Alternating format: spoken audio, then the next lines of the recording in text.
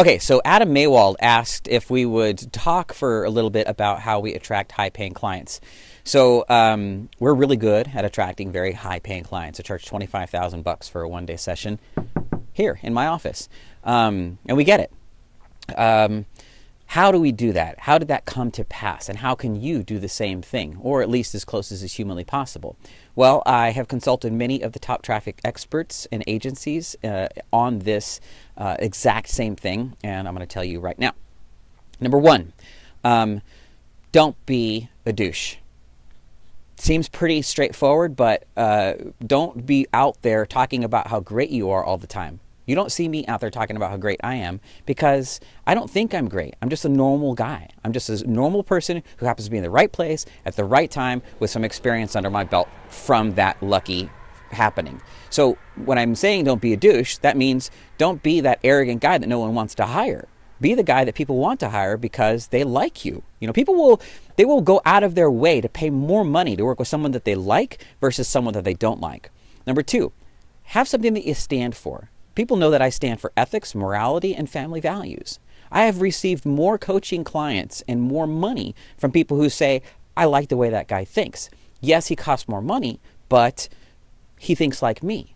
And that's just how I am. So I'm being genuine and authentic with my message. And believe it or not, that translates into me getting more customers who understand my values, have my value systems, and they traditionally end up making a lot more money. Okay? Number three. It's a relationship. Like all relationships, don't be needy, you know? Don't be posting content every single minute and be 100% available for everyone all the time. No one wants to be in a relationship where you're always accessible or you seem like the clingy guy or the clingy girl or whatever it may happen to be. You want to be the professional. Even if you're a comfortable and casual professional, you're the professional, right? And what do we know about professionals? You don't walk into the doctor's office and expect the doctor to just walk right out and say hello to you. His time is too valuable, okay? That leads us to the next one. Respect your time. Don't be willing to just get on the phone willy-nilly with every single person you come into contact with. People who know me know we don't just get on the phone. Phone time is valuable time. I value my time, and I tell my people this when I get on the phone with them. I value my time as much as you value yours. I'm going to value your time as much as I value my own as well. So let's keep this short and to the point. I got 30 minutes. In a second, we're going to have 29 minutes. What can I do to help serve you today? So I respect them by respecting my time and respecting their time. Don't chase clients. I never chase anyone. The moment I get on the phone with someone, and it's almost, this kind of comes across as egotistical sometimes, depending on who you're talking to, but it's really not intended to be.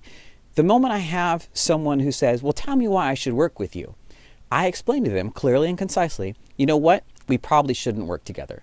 If you have to ask the question of why you should work with me, then you should not be working with me, because that means that as we progress through this relationship, at some point in time, you're going to devalue the information that I'm giving you.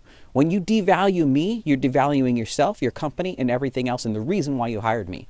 So why don't we take this back again in another 6 months when you don't have to ask the question of why you should be hiring me, because you should already know why you're hiring me. Someone sent you to me because I did not approach you. Do you see what I'm getting at?